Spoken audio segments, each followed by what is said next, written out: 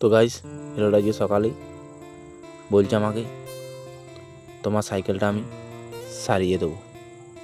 বলছে তুমি সাইকেলটা শুইয়ে দাও, তারপর আমি বাকিটা বুঝে নেব। তো তাই আমি সাইকেলটা মাটির মধ্যে শুইয়ে দিয়েছি।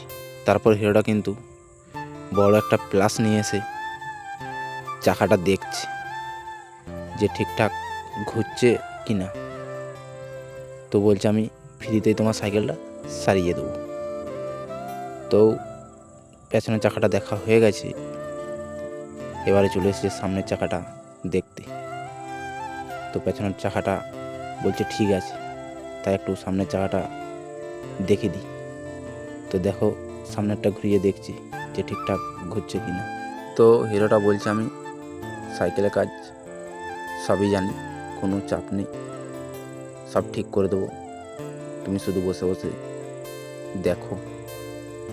তো আমি ভাবলাম তাই তোমাদের কাছে একটু শেয়ার করি।